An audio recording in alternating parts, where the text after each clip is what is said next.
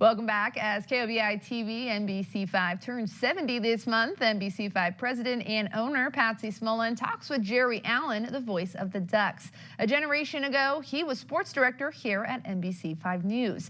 You're going to want to hear this story about the wild party in the control room during a live newscast. Here's Patsy Smullin presents Kobe turns 70. Voice of the Ducks, Jerry Allen. Thanks, Jerry. You're welcome. This is an honor. I just want you to know this, don't make me cry. Well, that leads me right to my first question, memories. Memories at Channel 5. Yeah. Too many to even spend a day here going over, but it'll all start with the people, you know, your dad. The people that I worked with, who helped me make my career. I mean, it wasn't me, it was the people around me, and I knew that, I understood that, but William B., if it's not for him, we're not here.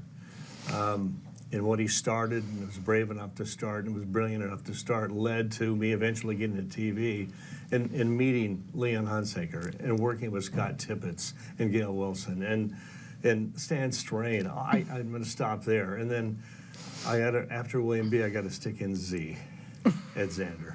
You know, one of a kind, but a great friend, and gave me an opportunity to get into TV. It's the people, I mean, all the people, and I wish I could remember all of them, but without the people, it's just a job. Okay, Huey and Louie. Yes. Leon. Leon Hunsaker, the best, turned out to be a very good friend for a lot of years. But we didn't have green screens or the technical computerized weather forecasts that they have now. All you had was a magnetic board of the United States and maybe the state of Oregon, and then letters that were magnetized that you would put up, an H and an L, high pressure, low pressure. And Leon didn't want to go just highs and lows. He had a personality, so he named him. They were his friends. They became our friends. So fans may remember Huey was high pressure, Louie was the low pressure. And when Huey and Louie were interacting with each other, when the high moved, low would move in. It was not high and low, it was Huey and Louie. Yeah. You were here when we moved from where Target is now in Medford. Crater Lake Avenue, right there, yeah. To this building Yes. right here. Yes. Memories of that? Part of the memories of being there at the old studios was the first time that we went to electronic teleprompter, okay? I was a radio guy, so I could ad-lib pretty freely. I was used to it. First or second night on the teleprompter, it went down.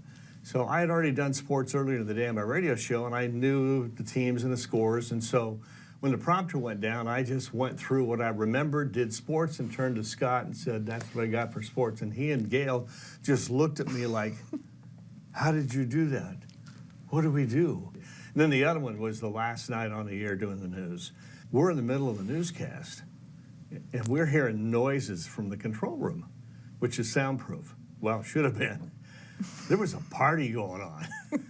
Whoever was in there, I don't know if there was a keg in there, but there's some brewskis in there, and they were celebrating the last newscast from the old building. And we looked at each other and just kind of laughed and said, I wonder if they can hear that on the air. What would you say, Jerry, share a little bit about your most interesting times or challenging times at KOBI? I think anybody who's really good in this industry worries that they're doing the right thing the right way. I always wanted people to say, thank you for making me feel good. Not that, wow, you look good, or I like the way you read, or that. It's like, well, I enjoyed watching you because I just feel better, or listening to you because I feel better. Thanks, Jerry. Patsy, thank you.